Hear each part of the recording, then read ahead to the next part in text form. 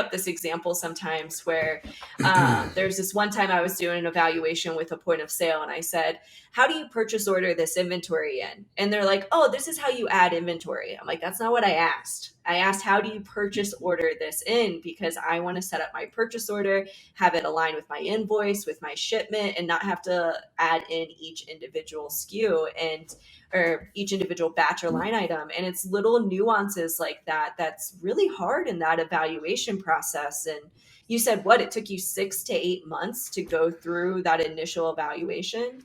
Yeah, and that was with, I spoke with a dozen or more point of sale companies, a handful of menu companies, a handful of loyalty companies, a couple of debit merchant accounts, and just like debit alone. I mean, still to this day, I get people emailing me like, "Hey, we want to be your provider. We can do this, we can do that," and you could choose any company with the best story.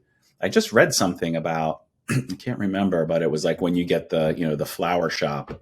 You know what? It was on LinkedIn. It was you probably saw it.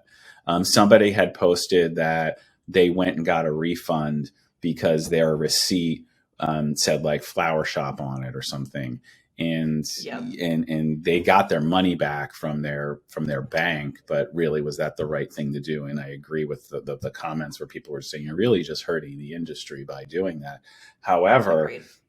There is a lot of onus on the provider to pick the right debit merchant account provider and do your own vetting and ask for referrals and ask the question, is it going to show up as my dispensary name on the receipt, which is the proper way to do it and the legit way, or is it going to show up by some random XYZ merchant because it's going from here to there to there to there to there so that it could be masked and hidden? And that's the wrong way to do it. So there is responsibility for our industry to vet these people and to not use those types of providers who are really trying to be illegitimate, whether it's a cheaper rate or faster or whatever the case may be, because it just hurts the industry as a whole.